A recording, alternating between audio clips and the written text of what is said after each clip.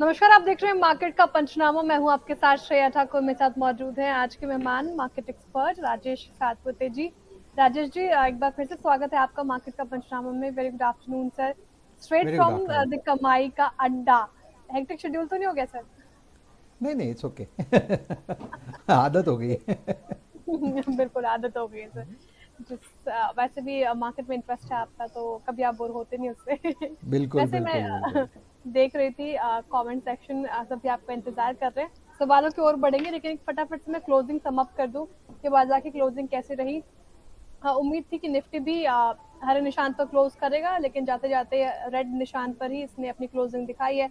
12 अंकों से ज्यादा की गिरावट और 22,932 के लेवल पर क्लोज हुआ है निफ्टी। बैंक निफ्टी आज इसने अच्छा परफॉर्म किया है। निचले स्तरों से शानदार रिकवरी, 500 अंकों के करीब रिकवरी, और 500 अंक चढ़कर ये 49,570 के लेवल पर क्लोज हुआ है। लेकिन आज आउट परफॉर्म किया स्मॉल कैप ने, मिड कैप ने शानदार तेजी। स्मॉल कैप देखिए 2.5% से ज्यादा चढ़ा, 15,525 के लेवल पर क्लोजिंग दिखाई। वही मिड कैप की बात करें तो वहाँ पे भी 1% से ज्यादा की तेजी मिड कैप में आपको देखने को मिलेगी। तो ब्रेथ ओवरऑल मार्केट का आज अच्छा था। लेकिन स्टॉक स्पेसिफिक भी अगर मैं बात करूँ तो कुछ ऐसे स्टॉक्स जहाँ पे अच्छी तेजी देखने को मिली उसमें शामिल होंगे। आपको दिखेगा कुछ बैंक्स और फाइनेंशियल्स के स्टॉक्स जहाँ पे अच्छी तेजी देखने को मिली। एक्सिस बैंक, आईसीआईसीआई बैंक जैसे स्टॉक्स। वहीं कुछ ऑटो सेक्टर के स्टॉक्स देखिए, आइशर मोटर स्टॉक गेनर्स में शामिल। अच्छी खासी मूव इसमें देखने को मिली, डे हाई पे क्लोज हुआ है। हिंडाल्को, बीईएल जैसे स्टॉक्स में तेजी है। वही कुछ स्टॉक्स जो गिरकर क्लोज हुए, फार्मा पैक्स है और आईटी पैक्स आपको दिखेंगे। ये दोनों ऐसे सेक्टर्स जिसमें ज्यादा डेंट पड़ता नजर आया आज के सत्र में। डॉक्टर रेड्डी, इसके अलावा आईटी से देखिए आप टीसीएस, इन्फोसिस जैसे स्टॉक्स पर डेंट पड़ता नजर आया। लेकिन सर सवाल अभी मैं थोड़ा कोम कर रही थी कमेंट सेक्शन। सवाल भी ये है कि क्या अब अच्छे दिन की शुरुआत हो गई है जिस तरीके से स्मॉल कैप और मिड कैप ने परफॉर्म किया। सवाल भी मेरा ये था कि या फिर ये बस एक दिन की चांदनी और फिर अंधेरी रात, क्या लगता है आपको? First of all good afternoon everyone. देखिए श्रेया जी, अगर आप ओवरऑल बाज़ार का ट्रेंड देखें यानी निफ्टी का भी ट्रेंड देखें तो ये जो हम देख रहे हैं ये बाज़ार की उठापटक जो है पिछले 6 दिनों से बाज़ार यानी निफ्टी की बात करें तो निफ्टी 22,800 और 22,750 को प्रोटेक्ट कर रहा है। एट द सेम टाइम सामने 23,000, 23,100, 23,200 रेजिस्टेंस यानी हल उछाल पे निफ्टी पे रेजिस्टेंस आ रहा है। तो निफ्टी तो आप कह सकते हैं कि इट इज़ ट्रैप्ड। जो राइटर्स होते हैं, ऊपर में कॉल राइटर भी बैठे हैं, नीचे पुट राइटर भी बैठे, तो ये स्क्वीज हो रहा है सामने। अगर अगले हफ्ते में एक्सपायरी है तो क्या करेगा निफ्टी? ये एक आप कह सकते हैं दिस इज $1 million क्वेश्चन। तो ये एक दिन के चांदनी और बाद में अमावस पता नहीं, लेकिन सीन तो वही दिख रहा है। तो देखते हैं, लेट्स सी। क्योंकि देखिए, अगर आप ओवरऑल देखें तो मेरा व्यू इस तरह से बेटर है। जैसे कि आप बैंक निफ्टी की आज बात करें तो आज तो बैंक निफ्टी ने संभाल दिया। तो बैंक निफ्टी का जो पार्टिसिपेशन अच्छा था। और अगर आज ओवरऑल अगर आप मार्केट का ट्रेंड देखें तो काउंटर्स घटने में कम घट रहे हैं और बढ़ने में ज़्यादा बढ़ रहे हैं। दैट सिंपली शोज कि बहुत सारे काउंटर्स जो है वो बीटन डाउन है, कम्प्लीटली ओवरसोल्ड है। और जो ट्रम्प जी के स्टेटमेंट्स आते हैं वो स्टेटमेंट्स की वजह से वो ओवरसोल्ड टेरिटरी में और खींच जाते हैं और नीचे ड्रैग हो रहे हैं। तो जब कोई काउंटर खींचता है यानी रिलीफ मिलता है तो वो आपने देखा होगा 5%, 6%, 8%, वो तो ऐसे ही चला जाता है, सुबह में ही चला जाता है। तो इसका मतलब ये है कि एग्जैक्टली। ये बाज़ार रेडी है, बाज़ार रेडी हो रहा है कि आप कह सकते हैं कि एक बार जो हम कहते हैं ना कि जो प्रेशर कुकर का जो सीटी बजता है वो इस तरह से ये बाज़ार का है कि बहुत ज़्यादा प्रेशर हो रहा है बेयर का। तो वो प्रेशर दिन में कहीं ना कहीं रिलीज़ होता ही है और कहीं ना कहीं किसी ना किसी सेक्टर में रिलीज़ होता है। सो प्रोबेबली अर्ली सेशन में थोड़ा प्रेशर रहता है, लेकिन लेट सेशन में आपने देखा होगा बहुत सारे सेक्टर्स, बहुत सारे काउंटर्स में रैली मिल रही है। तो ये बहुत ही ट्रिकी मार्केट है, this is not an ordinary market. ये बहुत संभल के प्ले करना पड़ेगा। Obviously this is not an ordinary market. और सर आपने बहुत अच्छी तरीके से एक्सप्लेन किया एग्जाम्पल के साथ। तो क्या करे निवेशक और इनफैक्ट ट्रेडर्स, क्या करे? स्टॉक स्पेसिफिक रणनीति, काउंटर स्पेसिफिक अप्रोच रखे मार्केट में? देखिए, ट्रेडर्स की बात करें ना तो यहाँ पे ऑप्शन बायर जो है, ऑप्शन बायर का यह मार्केट है नहीं। आप कोई किसी भी काउंटर में अगर ऑप्शन बाइंग करेंगे तो उसका पैसा जाएगा। The reason I am telling you, क्योंकि दिन में इतनी बार उठापटक होती है, इतना इतना चॉपीनेस होता है कि उसका जो प्रीमियम है वो जो प्रीमियम में कुछ मिले उसकी प्रोबेबिलिटी घट रही है, तो ऑप्शन बायर का ये बाजार नहीं है। तो ये बाजार किसका है? ये मोमेंटम प्लेयर का बाजार है, यानी जिसको सामने सामने, आप कहते हैं ना, जो मैंने सामने सामने तेजी कर दी, मैंने स्क्रीन देखा बीएससी चल रहा है तो मैंने बीएससी ले लिया, स्क्रीन चल रहा है मैंने देखा एबीवी चला कल तो मॉर्निंग में मैंने ले लिया, ले लिया। सामने 50 रुपये मिल गया, मैं निकल गया। तो ये ट्रेडर का मार्केट है। और दूसरा मार्केट है ये लॉन्ग टर्म इन्वेस्टर का मार्केट है। अगर आप बाजार में कोई कोई वैल्यूएशंस अगर आप देख, जैसे कि आप सुबह जो बात कर रहे थे टाटा मोटर्स की बात कर रहे थे, जियो फाइनेंस की बात करें, आप बहुत सारे काउंटर्स देखिए, इंडियन होटल्स की बात करें, तो इसमें जितनी मंदी होनी थी, जो करेक्शन का फेज होता है, जो हम वेव्स देखते हैं, उससे तो ये स्ट्रेच हुआ है। तो अभी लॉन्ग टर्म इन्वेस्टर्स के लिए यहाँ पे अपॉर्चुनिटीज़ है। लेकिन जब मैं लॉन्ग टर्म की बात करता हूँ, दैट सिंपली डजंट मीन कि एक महीने की बात कर रहा हूँ। ऑब्वियसली एक आध साल आपको रखना पड़ेगा, तब जाके आपको यहाँ पे रिटर्न्स दिखेगा। लेकिन उसके बीच में क्या उठापटक रहेगी? यस, उठापटक भी होगी। तो आपको यहाँ पे स्टैगर्ड मैनर में जो आपको ठीक लगे काउंटर, जैसे कि रिलायंस इंडस्ट्री 1200 में, टाटा मोटर 650 में, तो आपको उसे थोड़ा थोड़ा करके लेना है। 30%, 100% नहीं लेना है, पहले 30-35% लेना है, अगर और घटना है तो 30-35% लेना है, थोड़ा कैश साइड में रखना है। तो कुछ स्ट्रैटेजी करे तो ही ये बाजार में आप बाइंग कर सकते हैं। तो काउंटर स्पेसिफिक मूव और वायदा बाजार से थोड़ा फिलहाल अभी दूरी बना के रखने की सलाह। और सर आपने इंडियन होटल्स की बात की, तो शुरुआती सवाल वही है और वहीं से शुरुआत करूंगी। कुलदीप चौधरी जी हमारे साथ जुड़ रहे हैं इंडियन होटल पे ही। सर इनका सवाल है 50,000 शेयर है 12 रुपए पर, 12 रुपए पर इन्होंने इंडियन होटल ले रखा है। मैं सही पढ़ रही हूँ ना या फिर सही लिखा है आपने? 12 रुपए पे ले रखा है सर, 746 पे भी कारोबार कर रहा है अच्छे खासे प्रॉफिट में। 50,000 शेयर इनके पास। नहीं नहीं, एंट्री प्राइस कुछ गलत लगता है, क्योंकि कुछ इंडियन गलत है होटल ना? का, हाँ यस, 100% गलत है। एनीवे, हमें सवाल मिल गया कि क्या कहाँ पे करना है, आप होल्ड क्या कहाँ, करना है। होल्ड करें या हाँ, क्या करें? देखिए इंडियन होटल्स में जो हमने करेक्शन देखा था वो करीबन 900 के लेवल से गिरा। ये 900 से लेके 700 का, आई थिंक इंडियन होटल के लिए ये एक सब्सटेंशियल करेक्शन है, क्योंकि ये शॉर्ट टर्म ट्रेडर के लिए, शॉर्ट टर्म इन्वेस्टर के लिए, स्विंग ट्रेडर के लिए, मोमेंटम प्लेयर के लिए ये एक, आप कह सकते हैं ये एक फेवरेट काउंटर है। फिलहाल अगर आप देखें तो यहाँ पे इसने 700 के आसपास इसका 200 डीएमआई और वहीं से ये पलटा है। कल परसों इसने 200 डीएमआई टेस्ट किया, उसके बाद कल का दिन पॉज था और आज का मोमेंटम आप देखिए करीबन 2.5% ऊपर है with gain in open interest. तो काउंटर अगर आप देखें तो काउंटर अच्छा है। मुझे लगता है कि करंट लेवल से करीबन 780 टू 800 के आसपास का स्विंग मिलेगा। अगर 800 के ऊपर चला जाएगा तो बात अलग है, लेकिन फिलहाल हम लोग इस रिलीफ रैली को प्ले करेंगे 780 के टारगेट के लिए। तो लॉन्ग साइड की पोजीशन है, बने रहे 720 का स्टॉप लॉस। 720 का स्टॉप लॉस बने रहे। लेकिन सर फॉलो अप क्वेश्चन का ये है कि आईटीसी होटल मल्टी बैगर बन सकता है क्या? कौन अगर चूज करना हो तो क्या चूज करेंगे? करना चाहिए। देखिए आईटीसी होटल की बात क्या है, आईटीसी होटल ये नया लिस्टिंग है, आप उसको ज़्यादातर इसको फंडामेंटली देखना पड़ेगा कि आईटीसी होटल फंडामेंटली क्या एक अच्छा पिक होगा कि नहीं। टेक्निकली तब होगा जब हमें इसके पास हमें कुछ डेटा मिलेगा चार्ट पे। अगर चार्ट देखें तो हार्डली हमारे पास एक डेढ़ महीने का डेटा रहेगा, तो उस पर वो प्रेडिक्शन नहीं होगा।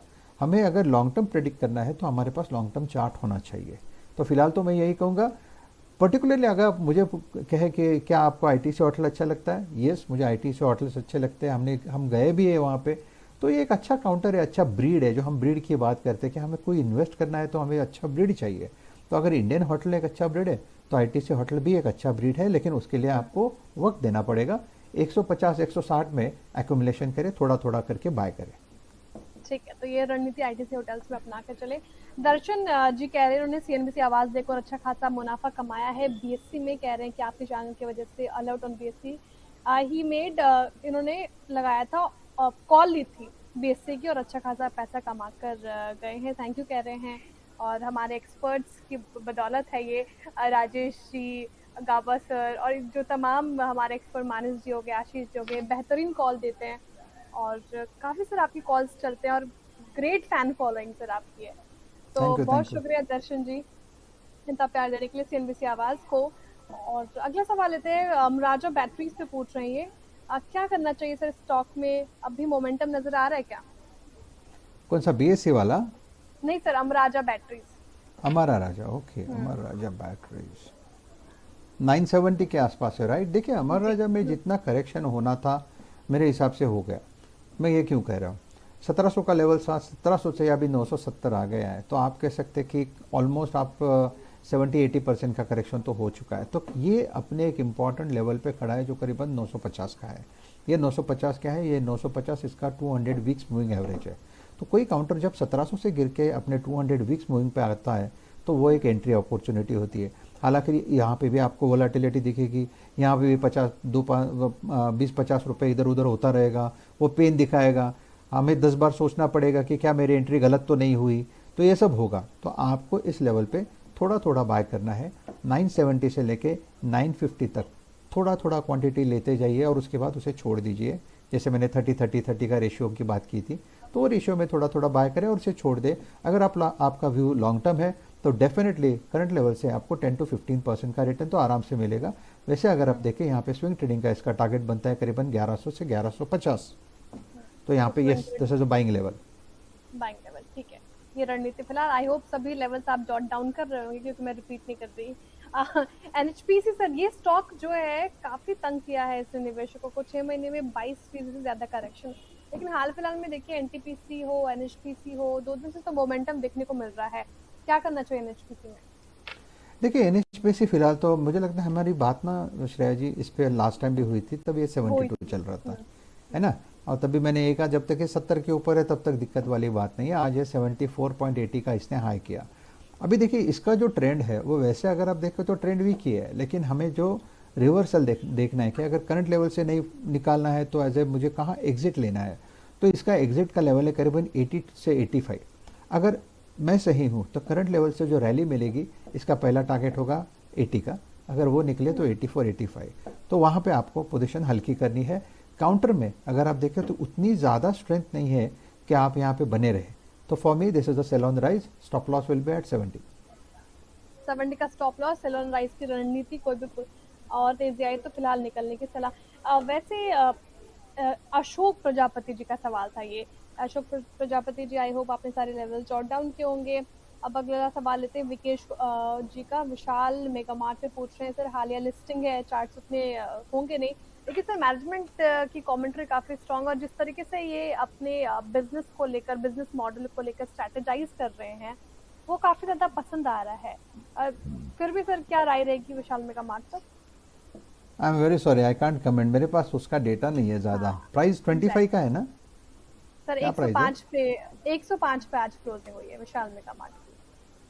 नहीं जी, मेरे पास उसका नहीं बिल्कुल है, बिल्कुल चार्ट बिल्कुल नहीं है। सर, हाल लिस्टिंग। कोई और सवाल हो विकेश? अच्छा, एक और सवाल है इनका। एरेडा पे ले लेती हूँ आपका सवाल। फ्रेश बाइंग कर सकते हैं क्या एरेडा पे, या फिर वन अपनी दूरी सेकंड, बना के रखें? देखिए इंडियन रिन्यूएबल एनर्जी, इसका अगर आप चार्ट देखें तो 300 के लेवल से ये करेक्ट हो रहा है स्लोली एंड स्टेडीली। यहाँ पे 170 का लो बना है और उसके बाद ये रिवर्सल, सॉरी 160 का लो बना है और उसके बाद आज का रिवर्सल है। 160 इसका है करीबन 100 डीएमआ। चार्ट बहुत ज़्यादा स्ट्रांग नहीं है, प्रोबेबली करंट लेवल से आपको एक रैली मिलेगी 185 टू 190 तक, लेकिन उसके बाद ये फिर से मुझे लगता है ये फिर से वीकनेस दिखाएगा। तो चार्ट देख के तो उतना कॉन्फिडेंस नहीं आ रहा है कि आप यहाँ पे लॉन्ग टर्म के लिए बाय करें। शॉर्ट टर्म मोमेंटम प्ले करना है तो स्टॉप लॉस होगा आज के लो का 157 का, चाहे तो 155 का रखें। और जो स्विंग का टारगेट जैसे मैंने कहा 180 से लेके 190, ये इसका रेजिस्टेंस जोन होगा जहाँ से मुझे लगता है ये फिर से करेक्ट होगा। तो काउंटर वीक है, लेकिन सिर्फ स्विंग ट्रेडिंग करना है तो then that is okay. Swing trading के लिहाज से एरेडा ठीक है, वरना काउंटर वीक लग रहा है राजेश जी को, और चार्ट्स भी वही इंडिकेट कर रहे हैं फिलहाल। तो ये रणनीति आप एरेडा पर लगाकर चलिए। अब अगला सवाल लेते हैं। काफी ज्यादा सवाल हमारे दर्शकों के आ रहे हैं, लेकिन सवाल आईटी स्टॉक्स पे काफी ज्यादा है सर। डेंट पड़ा 200 डमा के नीचे, आज आईटी ने टच किया है। इन्फोसिस डेलो के आसपास क्लोज हुआ। पैक देखिए कल अच्छी तेजी और आज आईटी पैक में गिरावट देखने को मिली। सर विप्रो पर सवाल है राकेश जी का। विप्रो ये काउंटर कैसा लग रहा है आपको, और जो गिरावट देखने को मिली आज के सेशन में, तो क्या ऐड कर सकते हैं? देखिए इनफैक्ट विप्रो आज ग्रीन में बंद हुआ है। देखिए आईटी अगर ओवरऑल अब देखें तो आईटी पैक इतना बुरा नहीं है, यानी चार्टिकली हम कहें तो इसमें रिलेटिव स्ट्रेंथ अच्छी है बाजार के सामने। अगर आप देखें तो इसमें रिलेटिव स्ट्रेंथ अच्छी है। हालांकि जो मिस्टर ट्रंप इनके जो बयान है, इसका जो डर है, मुझे लगता है अभी जो नेक्स्ट राउंड रहेगा वो आईटी में होगा। तो इसके वजह से आज आईटी थोड़ा सुबह वीक था, लेकिन इवेंचुअली उसने फिर से अपनी स्ट्रेंथ दिखा दी। आप टेक महिंद्रा देखिए, परसिस्टेंट देखिए, विप्रो देखिए, तो चार्टिकली यहाँ पे कोई मुझे डेंट नहीं लगता। जब तक विप्रो 300 का लेवल खड़ा है, 300 का लेवल पे का आपको मेंटेन कर रहा है, तब तक बायस पॉजिटिव रखे। 295 का स्टॉप लॉस और सामने 325 से लेके 330 का रेजिस्टेंस। तो यहाँ पे विप्रो ऐसा नहीं है कि यहाँ से बहुत एक्स्ट्रा ऑर्डिनरी यहाँ पे मूव मिलेगा, लेकिन ये एक डिफेंसिव काउंटर है। तो ये अपना जो डिफेंसिव काम है वो करते रहता है। लेकिन इसमें अगर आपको जैसे कि बाजार की वोलेटिलिटी को कंपनसेट करके इंट्राडे में कुछ ट्रेड करना है, तो मुझे हमेशा विप्रो बेटर लगता है, जो आपको एक 5 रुपये का, 8 रुपये का, 10 रुपये का मुंह दे के जाता है। लेकिन वही चीज़ हम जब फ्यूचर में देखते हैं तो वो 5 रुपये का मुंह भी कुछ उसको वैल्यू है। तो आई थिंक विप्रो मेरे हिसाब से तो मेरा फेवरेट है as a trader. As a trader, trading के लिहाज से विप्रो अच्छा लग रहा है काउंटर फिलहाल राजेश जी को, तो आप इस तरीके से इस काउंटर का अप्रोच ले सकते हैं। समित जी पूछ रहे हैं टाटा कंज्यूमर फ्रॉम 770 लेवल से इन्होंने होल्ड कर रखा है, 12 से 15 महीने के लिहाज से टाटा कंज्यूमर्स पर क्या राय रहेगी? when is the right time to add more or should I buy some every month? SIP के जरिए टाटा कंज्यूमर में अप्रोच करें या फिर आपको लगता है कि बल्क में एवरेजिंग ही कर सकते हैं? क्या रणनीति सर टाटा कंज्यूमर? देखिए, टाटा कंज्यूमर में रणनीति ये रखिए कि ये 1000 के ऊपर इसका बायस, अगर शॉर्ट टर्म की बात करें तो शॉर्ट टर्म यानी मंथली चार्ट के हिसाब से मैं थोड़ा सा यहाँ पे देख रहा हूँ कि मैं क्या आपको प्रोजेक्शन देख सकता हूँ, मैं क्या कहाँ तक ये जाएगा। देखिए, जो अगर आप मंथली चार्ट देखें तो लगता है कि ये एक डिप है, 900 का जो मिला था वो एक बाइंग अपॉर्चुनिटी थी। ओवरऑल अगर आप देखें कंज्यूमर स्टॉक्स पोस्ट बजट भी और प्री बजट भी, तो उसमें अच्छी खासी रैली बनी थी, लेकिन पोस्ट बजट ये रैली फिजल आउट हुई। उसमें जो एक्सेप्शन था वो था टाटा कंज्यूमर। तो टाटा कंज्यूमर एक रिलेटिव स्ट्रेंथ यहाँ पे दिखा रहा है। रही बात लेवल्स की, तो 1000 के ऊपर यहाँ पे बाय जो है पॉजिटिव है, और मेरा इसका टारगेट करीबन 1100 से लेके 1150 का है। अगर उस लेवल के आसपास बाजार भी संभलता है तो प्रोबेबली ये और आउट परफॉर्म करेगा। तो रणनीति यही रहेगी कि 1000 के ऊपर आपको बाय करना है, 950 का स्टॉप लॉस होगा, और जैसे मैंने कहा 1100 1150 ये इसका टारगेट जोन है। ठीक है, फिलहाल ये लेवल्स इंपॉर्टेंट, 1100 1150 एक टारगेट लेवल टाटा कंज्यूमर पर। और काफ़ी ज़्यादा सवाल रेलवे सेक्टर पे आते हैं, हम एड्रेस भी करते थे मार्केट का पंचम में। टीटागढ़ वैगन, ये बॉगी बनाने वाली जो कंपनियां हैं, सेल और होल्ड, क्या करना चाहिए? अभी फिलहाल एग्जिट कर जाएं, बेच कर निकल जाएं, या फिर अभी होल्ड करें? देखिए, ओवरऑल अगर आप रेलवे स्टॉक्स देखें तो रेलवे स्टॉक्स में एक अच्छी खासी रैली ऑलरेडी हो चुकी है। इसमें जो हो चुकी है, और अभी जो है लोग फंसे पड़े हैं। अभी करे क्या? मेरे हिसाब से टीटागढ़ का जो सपोर्ट बनता है वो करीबन है 650 का, 650 टू 680। तो करंट लेवल से भी मैं ये कहूँगा कि यहाँ से करेक्शन और थोड़ा आप कह सकते हैं थोड़ा पेन दिखा सकता है। अगर आप वो पेन को झेल सकते हो then probably you can continue to hold, क्योंकि इसमें अभी तक रिवर्सल के चांसेस नहीं है। सो फॉर मी, मैं इसको अवॉइड करना चाहूँगा। और अगर मुझे चांस मिले कहीं रैली में निकलने की, अगर रैली कहाँ तक आएगी, मुझे लगता है 900 950 तक की अगर रैली मिले और मुझे चांस मिले तो मैं एक बार के लिए एग्जिट कर लूँगा, क्योंकि ये जो सेक्टर है इसमें प्रेशर बना है, और इसमें ऐसा कुछ नहीं है कि जो कि कोई आप कह सकते कि most of the news are out, सबको सब पता है। जैसे कि डिफेंस में सबको सब पता है, तो यहाँ पे सबको सब पता है। तो इसमें ऐसा कोई आने वाला नहीं है सरप्राइज पैकेज कि जिसके चलते टीटागढ़ यहाँ से बहुत जोर में उछलेगा या बड़ा चलेगा। हाँ, बाजार ही सामने चलेगा, बाजार में फिर से वो स्ट्रेंथ आएगी, और जो मोमेंटम हमने मार्केट में देखा था पहले, वैसा वाला मोमेंटम आता है तो बात ही जुदा है। फिर मैं जो कहूँगा वो सब गलत हो जाएगा। लेकिन फिलहाल का जो मोमेंटम है, फिलहाल जो बाजार है, उसको देखते मुझे लगता है कि अगर यहाँ से एग्जिट भी मिल जाए तो काफ़ी है। बिल्कुल सर, सीजनल स्टॉक्स रहे हैं ये, वैसे अप्रोच इसमें रखनी चाहिए। वैसे सर, ये जो एक तबका होता है जो ट्रेडिंग के लिहाज से कोई स्टॉक लेता है, उसके बाद फिर वो भाव नहीं आता तो उसको रख लेते हैं पोर्टफोलियो में, उनके लिए क्या कहना चाहिए आप? स्टॉप लॉस लगा के ट्रेडिंग के लिहाज से? हाँ, देखिए, मार्केट होता है श्रेया जी, देखिए बाजार में जो मोमेंटम मिलता है, हम जो ट्रेडिंग करते हैं उसके साथ अगर आप बाजार की वोलेटिलिटी को रखें तो फिर हम बात करेंगे स्टॉप लॉस की।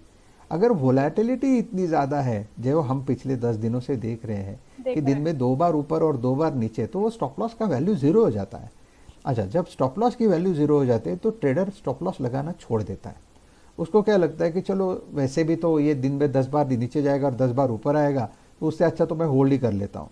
और इस चक्कर में जो हमने ट्रेडिंग करना है वो उसका इन्वेस्टमेंट में आप कह सकते हैं तब्दील हो जाता है। तो कहीं तब्दील हो जाता है वो, अरे नहीं यार, कल आज नहीं 2 दिन के बाद तो निकल लेंगे। वो नहीं होता, वो निकलना नहीं होता।